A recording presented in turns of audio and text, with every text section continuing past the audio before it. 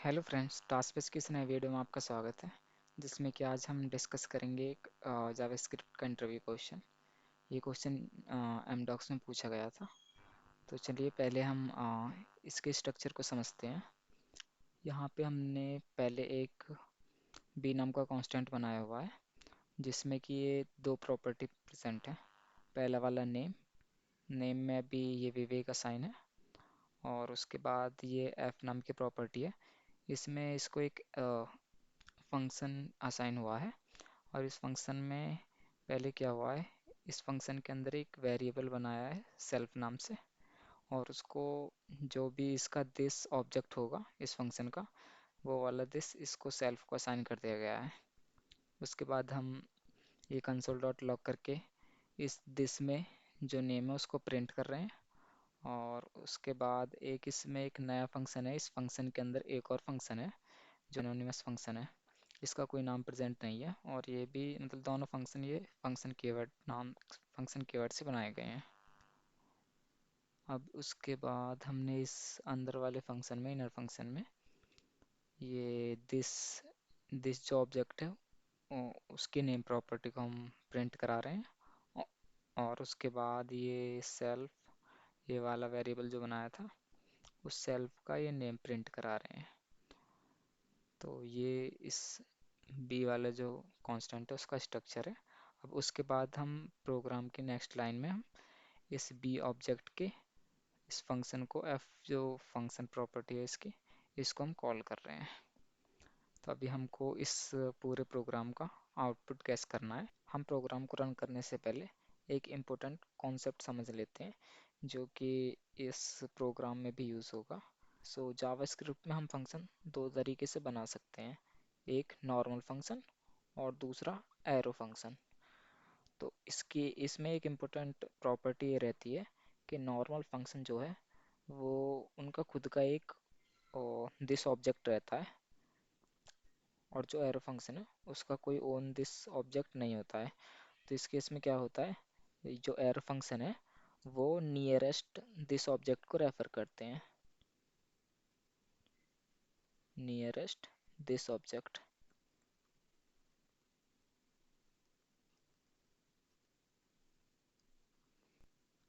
इस कॉन्सेप्ट को और अच्छे तरीके से समझने के लिए अभी हम कुछ एग्जांपल देखेंगे। तो मैं पहले ये आपको नॉर्मल फंक्शन के लिए दिखा रहा हूँ। ये नॉर्मल फंक्शन हम बनाते कैसे हैं। तो ये नॉर्मल फंक्शन सिंपली हम फंक्शन कीवर्ड का यूज़ करके बनाते हैं।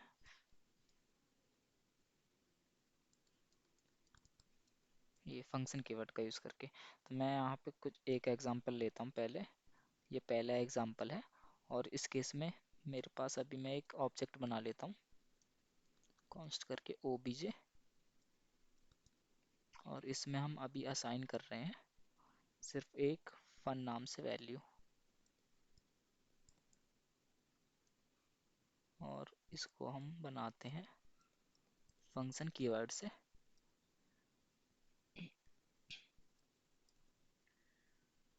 इसकी बॉडी है, यहाँ पे इसका कोई एक ऑब्जेक्ट होगा दिस, जो इसको बाय डिफ़ॉल्ट अवेलेबल रहता है।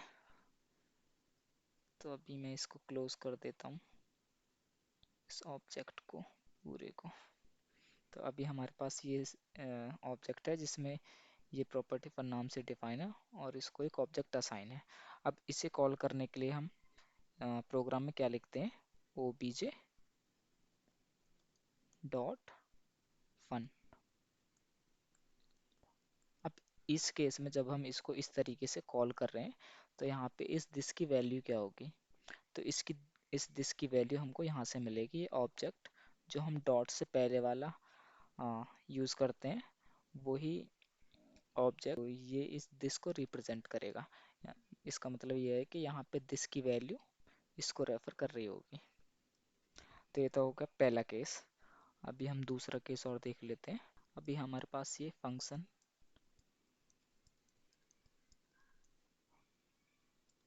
हमने अभी फन फंक्शन बना लिया है फन नाम से। और इसके अंदर भी दिस ऑब्जेक्ट होगा। अभी मैं इसको क्लोज कर लेता हूँ।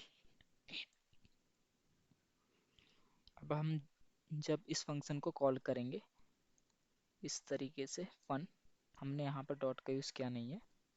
यहाँ ये दिस किसको रेफर कर रहा होगा, तो ये एक ऑब्जेक्ट को रेफर करेगा इस केस में, और उस ऑब्जेक्ट की वैल्यू क्या होगी वो डिपेंड करेगा।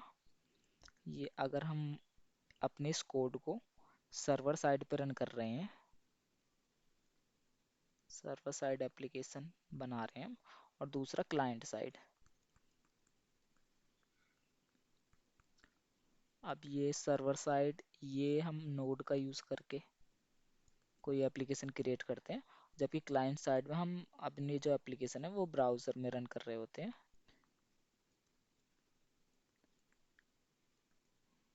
किसी HTML पेज में अपने जावास्क्रिप्ट को इंक्लूड करके।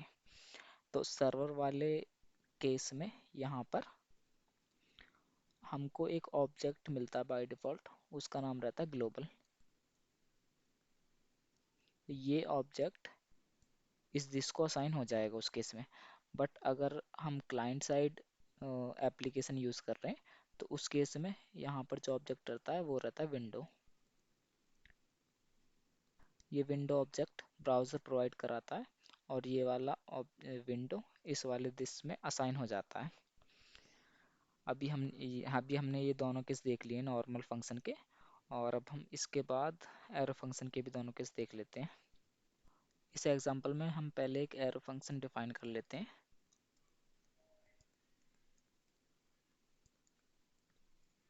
इक्वल टू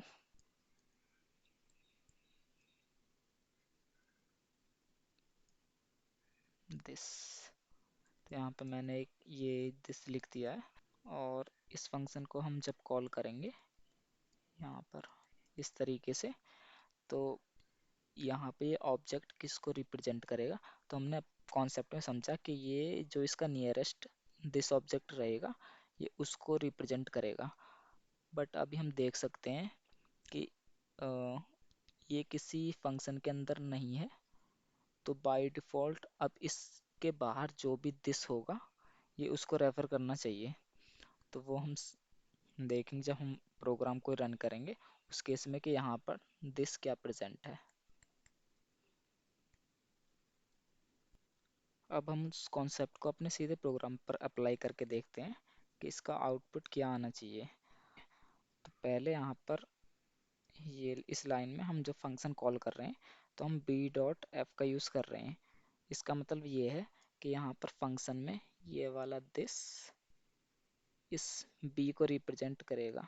तो इसका मतलब ये है अभी दिस में असाइन है बी।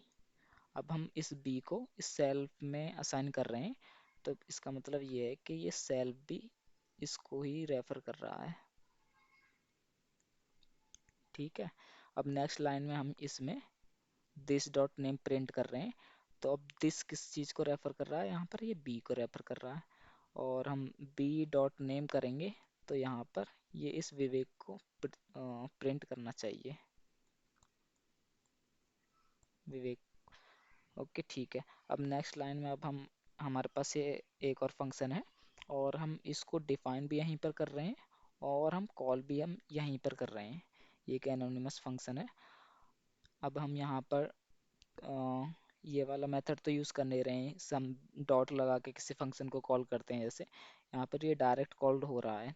तो इस केस में यहाँ पर दिस की वैल्यू क्या होगी, तो दिस की वैल्यू होगी यहाँ पर वही जो मैंने आपको पहले समझाया।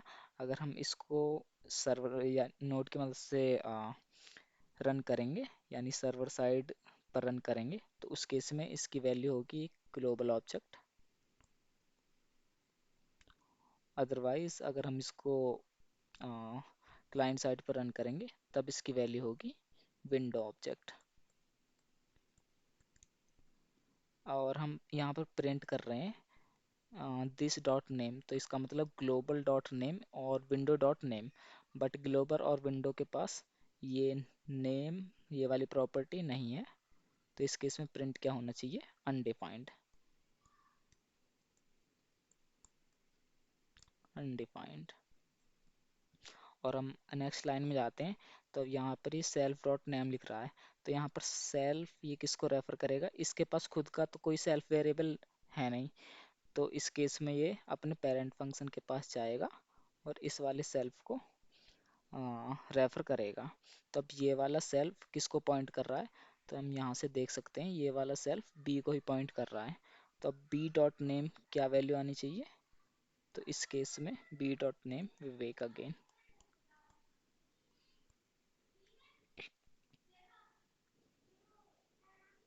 तो अभी इसका हमारे पास आउटपुट क्या आना चाहिए, तो इस लाइन में हमें विवेक, उसके बाद में अनडिफाइंड और उसके बाद फिर से विवेक। अभी हम इस प्रोग्राम को रन करके देख लेते हैं। VS कोड में यहाँ पर एक ये वाला ऑप्शन यहाँ पे अवेलेबल है, आप यहाँ से भी डायरेक्ट इसको रन कर सकते हैं। अभी मैं इसको रन कर लेता हूँ और इसका आउटपुट देख लेते हैं यहाँ पर। तो जैसा हमने गैस किया था, इसने पहली लाइन में विवेक प्रिंट किया, उसके बाद अनडिफाइंड और उसके बाद दोबारा से विवेक।